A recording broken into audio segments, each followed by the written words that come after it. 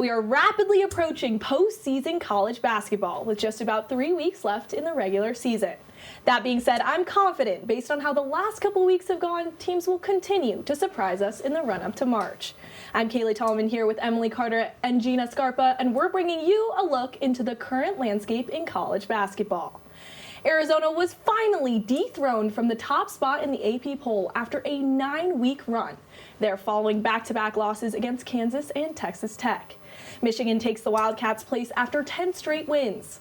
A number of teams have already seemingly locked their spots into the NCAA tournament, but the bottom of the pool is still a scrappy fight.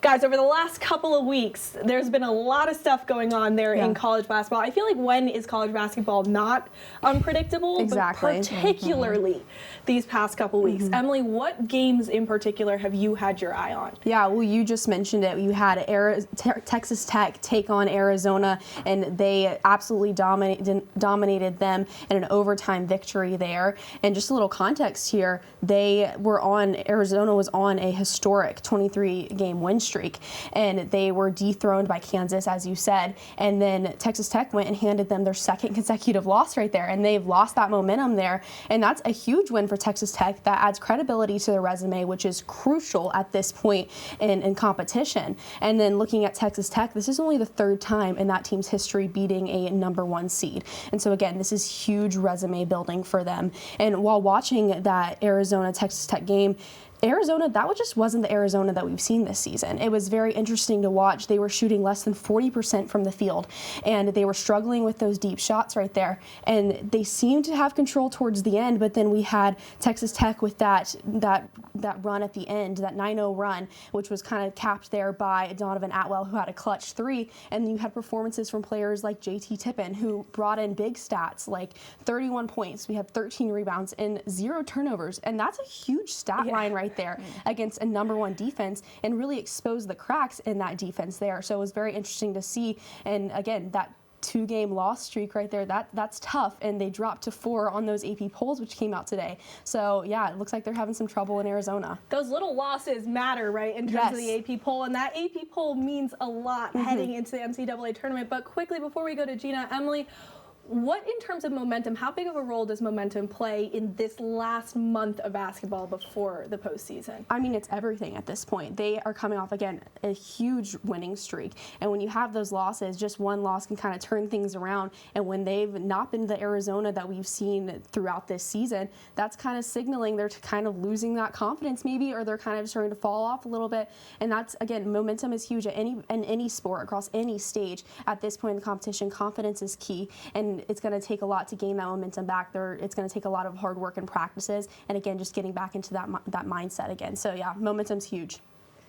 Right. I want to talk about a team who has risen to the occasion with March coming up. As we said, Arizona has fallen, but the Wisconsin Badgers, let's talk about them, because they just became the first team this season to upset 3 top 10 opponents. They upset the formerly number 8 Illinois, and Illinois dropped to number 10 in the AP poll, which isn't too bad of a fall, but they still dropped in that game.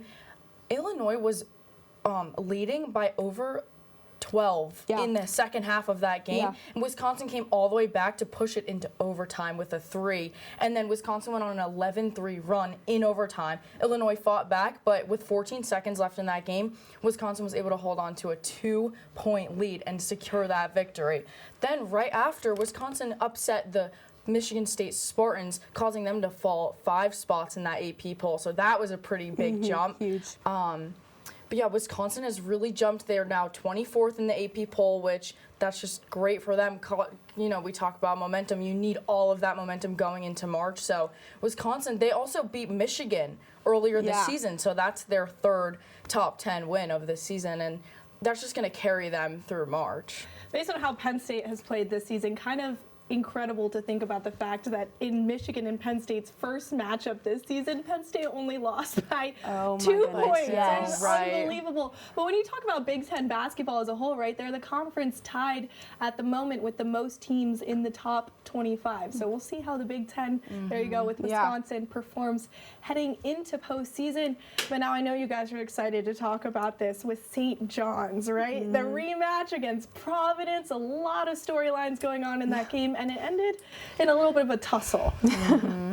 St. John's has just been so hot lately. We can't not acknowledge they're on an 11-game win streak. They have not lost since they first met Providence January 3rd. We're now in mid-February. So they're on an 11-game win streak. They're 13-1 in conference play. And they've just been firing on all cylinders. At the beginning of the season, they weren't sure how things were going to shape up because it was a new team. They had to gel together. But now you have key contributors like Zuby Ejiofor, who's their offensive leader. Bryce Hopkins really stepped up. And Dylan Darling has been the unsung hero. He's coming off the bench, not even as a starter, and he's doing everything they're asking of him in that point guard position on offense and defense. So they've just been really hot lately. Yeah, absolutely. I mean, she really covered it there. They're a team that has come off hot, that 11-game win streak. But not only have they been winning, but they've been proving that they are true competitors. And I mean, that game against UConn, that was a huge win for them. But not only was it huge, I mean, it wasn't a fluke. It showed that they are here to play, they're here to win. It was a symbolic win, and it showed that they can compete at that high level. But also looking at that Providence matchup, I think that matchup there was even bigger because it shows that they are true Big East contenders. Not only Big East contenders, but I can see them being really successful in the postseason. So I'm excited to see where that goes. But again, as you said, they have a lot of versatility with their roster, and it's been really impressive to see all these players step up. Like you said, Dylan Darling going from a bench player to a go-to contributor for that team. And it shows their versatility, their depth overall, and just showing that this isn't a team that's winning by chance. They're not winning because of flukes, but it's a team that is really coming together here, and it's been really excited to see their growth this season. Tell me about the foul there at the end of it. So midway through the second half, Providence's Duncan Powell took down Bryce Hopkins. Meanwhile, this was Bryce Hopkins' return to Providence because he spent 3 years with them and then transferred out to St. John's. So that was the biggest headline of the weekend. Right. So he took down Bryce Hopkins, giving him a flagrant foul, and then Duncan Powell was one of 7 players ejected from that game. And this whole tussle caused a 19-minute delay in the game. I was watching and I was just waiting for the officials to come up with some sort of decision, like what is going on? And then even there were fans ejected because they were just yelling at each other, and you could just feel the animosity in this rivalry, and it was just all there throughout the weekend. Look more like a football game, right? Than a basketball game, but that's what happens in college basketball when you're leading up to the postseason. And speaking of that, we got a little bit of time left. The bubble is like the most important in terms of deciding who gets into that postseason tournament, because right now there are so many teams fighting for those spots. Emily, who are you looking at in terms of a team that could potentially either drop out of the postseason or fight their way into it? Yeah, well, I mean, we're at that point in the season where we have some teams under some magnifying glass here, and every win is huge and every loss is even bigger right now. And we have a lot of matchups coming up, and matchups that we've had in the past that is, as one of my favorite terms in college basketball, we got some double rubble bubble trouble, say that 10 times fast. Tongue twister there. But yeah, we have all these bubble matchups, and in this past week we've had Texas take on Missouri and dominate Missouri, another good bubble matchup right there, where now Missouri, they're in some tough waters now, and they're one that are really standing on that dropout right there.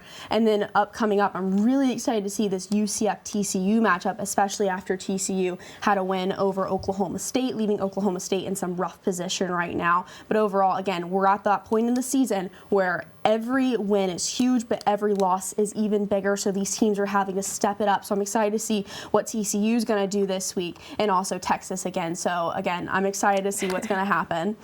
I'm looking at Miami, who just upset North Carolina after their huge win over Duke. And North Carolina dropped 5 spots in that AP poll. Like we said, so many AP poll shakeups this past week. But the Canes could push their way into that tournament. They're, I believe, 4th in the ACC, so they're not far off. And then I'm also looking at the Georgia Bulldogs, who are in bubble trouble right now. After starting off strong, they were 16-3. Now they're 17-8. They've dropped 5 of their last 6 games. So they're in trouble. They're fighting to not be on the bubble, but they're 10th in the SEC, and it's going to be tough for them to get out of that spot. I feel like the SEC as a whole conference is fighting to get teams into the tournament this year, which is not normal. I mean, Texas and Georgia are about to face each other soon, so that's going to be a big game to watch out for. Yeah, and I mean, in the SEC, they've said in past years, we're not a basketball conference, and that's changing. I mean, college sports is changing so much, but it's been really interesting to see how the SEC is stepping up. Even like rivalries like Auburn and Alabama that were never something to watch for basketball, but now it's been so interesting to see how the SEC has grown. Yeah, unbelievable, and that will continue to shake out in these couple weeks before postseason. Now that's all from us. Keep an eye out for college basketball here over the next couple of weeks because it's one of, if not the most entertaining sports in the postseason. We'll see you in March. From Cailey Thalman and Emily Carter and Gina Scarpa, thanks so much for watching and have a great night. Hey everybody, thanks for tuning into this edition of Penn State Sports Night. For more content like this, be sure to subscribe to our YouTube channel, give us a like, and follow our socials down below. And as always, we are Penn State Sports Night.